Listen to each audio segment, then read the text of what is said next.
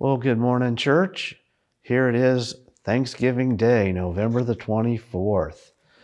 As you're contemplating a nice meal of turkey or whatever you eat and being thankful for all that God has blessed you with, I'd like to leave you with maybe something else you could be thankful for. This is Paul sails for Rome. We're in Acts 27, 1 through 12. I'm not going to read the whole thing, but I'm going to read part of it. And when it was decided that we should sail for Italy, they delivered Paul with some of the other prisoners to a centurion of the Augustan cohort named Julius.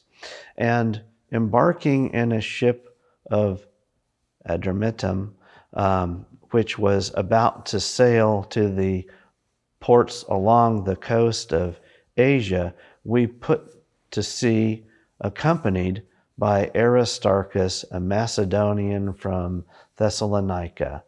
The next day we put in at Sidon, and Julius treated Paul kindly and gave him leave to go to his friends and be cared for.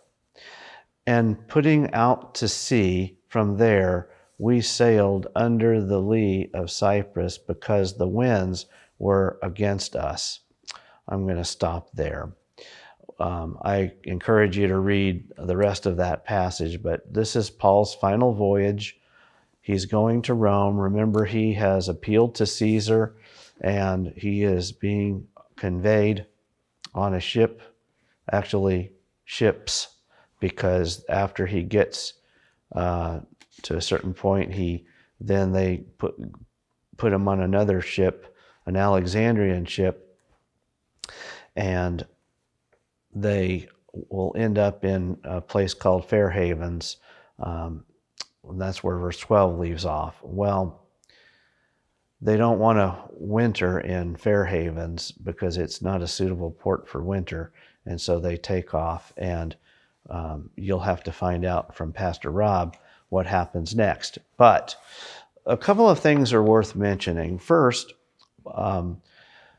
sailing is very tricky. There's no compass or sextant, and navigation is difficult. And so at this point, there's a feast mentioned, which is the Jewish Day of Atonement.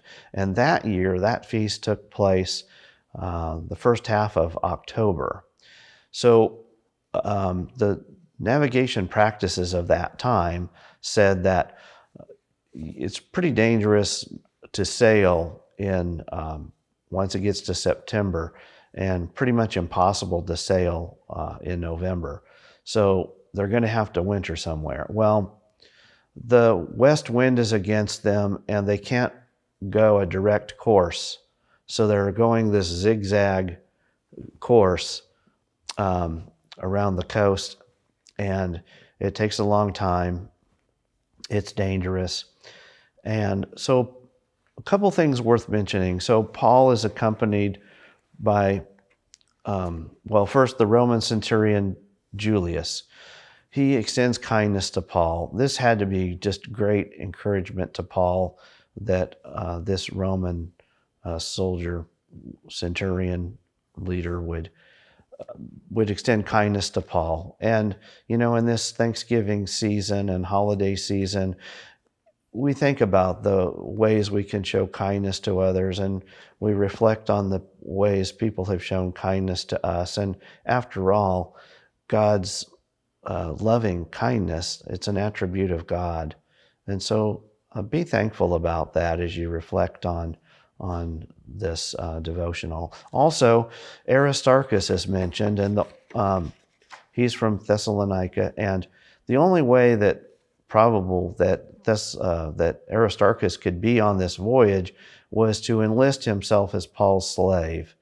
And so it's an act of loyalty, and we know that that had to be encouraging to Paul as well.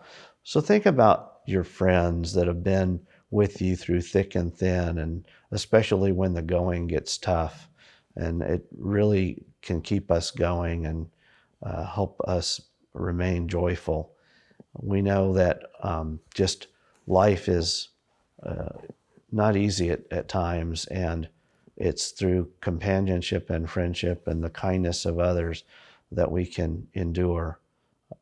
Of course, we're in Christ Jesus. We're on mission, as Paul was. And Paul gets to testify before Rome. And we are given opportunities to give an answer for the hope that we have with gentleness and respect also. That's all for now. Happy Thanksgiving.